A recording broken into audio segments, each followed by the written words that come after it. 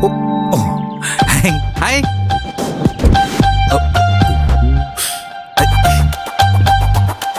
Hi ധുനി.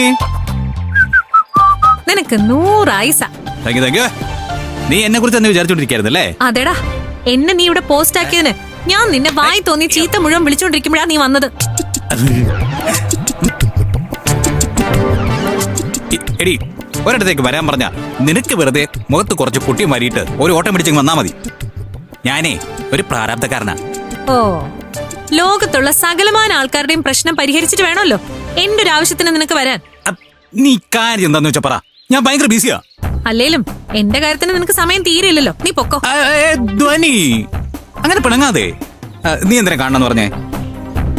ആര്യനോട് എന്റെ മനസ്സ് തുറക്കാൻ ഞാൻ തീരുമാനിച്ചു.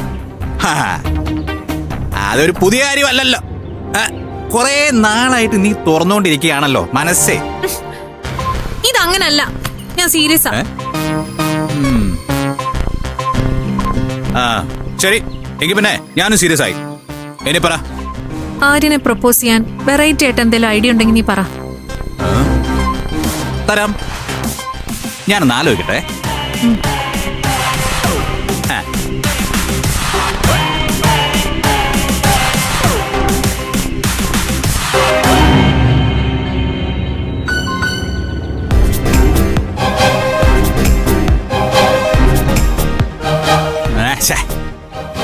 ഇരുന്നാലോചിച്ച ശരിയാവില്ല, നിന്നാലോചിക്കാം.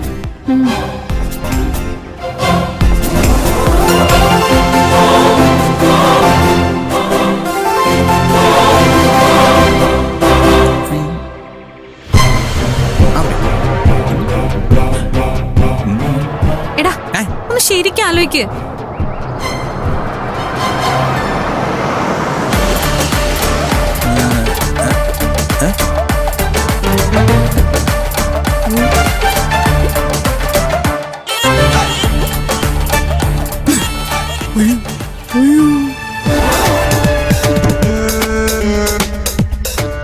എന്റെ അച്ഛൻ വാക്ക് തന്നിട്ടുണ്ടെങ്കിൽ ഞാനത് നടത്തി തന്നിരിക്കും. വാക്കാണല്ലോ. വാക്ക് ഇനി ഇവിടെ ഒന്നും ശരിയാവില്ല. അവനോട് പോയി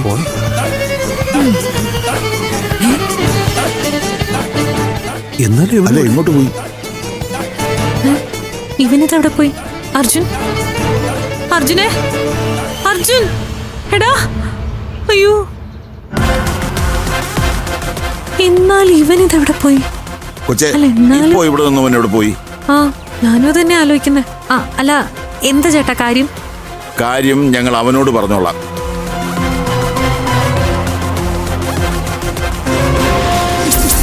ഈ കാറ് കണ്ടോ? ഇതുപോലുള്ള 100 കണക്കിന് കാറുകൾ അവന്റെ വീട്ടിലുണ്ട്. ഇത് ഞങ്ങളുടെ കാറാ. അവനിവിടെ നിൽക്കുന്നത് ഞങ്ങൾ കണ്ടതാ. നിമിഷ നേരം കൊണ്ട് മാഞ്ഞു പോയല്ലേ? അയ്യോ, എനിക്ക് കാര്യം മനസ്സിലായി ചേട്ടന്മാരെ. താക്കോൽദേ ആ കാറിൽ തന്നെ കാണും. കാർ എടുത്തോണ്ട് പൊക്കോ.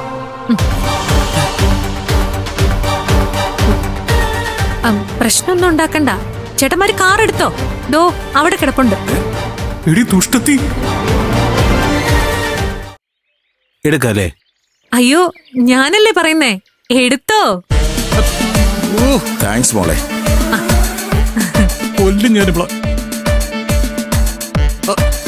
വണ്ടിയെങ്കിൽ വണ്ടി അല്ലേ? ഇവ മാറിയുന്നു ഞാൻ. എങ്ങോട്ടാ? കാർ എടുത്തോണ്ട് പോകാൻ പെങ്ങള് പറഞ്ഞു. അയ്യടാ, പെങ്ങൾ എടുത്തോണ്ട് പോകാൻ പറഞ്ഞപ്പോ വല്ലവന്റെ കാർ എടുത്തോണ്ട് പോകാൻ പോയ 2 ആങ്ങളമാര്. ഈ വിവരമില്ലാത്തുള്ള അങ്ങനെ പലതും പറയും. ആർക്കടാ വിവരമില്ലാത്തത്? ഞാൻ പറഞ്ഞാൽ എന്താ തെറ്റ്? ഈ കാർ ഇവര് നിനക്ക് റിപ്പയർ ചെയ്യാൻ തന്നാലേ അത് നീ സ്വന്തമാക്കി കൊണ്ടെടുക്കല്ലേ? അല്ലടി, ഇതെന്റെ സ്വന്തം കാർ തന്നെയാ. പിന്നെ സ്വന്തമായിട്ട് നിനക്കൊരു മഴക്കാർ പോലും ഇല്ലല്ലോ. ഭാരത്തിന്റെ വർക്ക്ഷോപ്പിലെ വണ്ടി എടുത്ത് എല്ലാവരുടെയും മുന്നിൽ ഷൈൻ ചെയ്ത് നടക്കുന്നത് പോലെ എന്റെ മുമ്പിൽ കൂടുതൽ ഡയലോഗ് ഒന്നും അടിക്കല്ലേ. ഞാൻ ഡയലോഗ് അടിക്കും, കാരണം ഈ വണ്ടി എന്റെയാ. ഭാരത് ഇത് എനിക്ക് തന്നതാ. ആഹാ, അങ്ങനെയാണെങ്കിൽ അത് ഇവര് പറയട്ടെ. സ്വന്തം കാറല്ലെന്ന് ഇവര് പറഞ്ഞാൽ ഞാൻ സമ്മതിക്കാം. അല്ലെങ്കിൽ ഞാൻ ഒരു കാലത്ത് സമ്മതിക്കൂല. ഈ കുട്ടി എന്താ പറയുന്നത്? പറയട്ടെ. ചേട്ടാ ചേട്ടാ, ഇത് എന്റെ കാർ തന്നെയാണെന്ന് ഒന്ന് പറയട്ടാ. ഇതിന്റെ പേരിൽ നിങ്ങൾ തമ്മിൽ ഒരു വഴക്ക് വേണ്ട. ഇത് ഞങ്ങളുടെ കാറല്ല. കേട്ടാ കേട്ടാ കേട്ടാ കേട്ടാ. ഇപ്പൊ എങ്ങനെ ഇരിക്കുന്നു? അങ്ങനെ വരാൻ വഴിയില്ലല്ലോ. നിങ്ങൾ ഒന്നുകൂടെ ഒന്ന് സൂക്ഷിച്ചു നോക്കിയേ, ഇത് നിങ്ങളുടെ കാറല്ലേ? അല്ല മോളെ, ഇത് ഞങ്ങളുടെ കാറല്ല. ആ കേക്ക്. അല്ലേ? ഞങ്ങൾ ഇവനൊരു കൊട്ടേഷൻ കൊടുത്തിരുന്നു. ഇവനെ ഇവിടെ കണ്ടപ്പോ അതിന്റെ കാര്യം എന്തായി എന്നറിയാൻ വേണ്ടി വന്നതാ.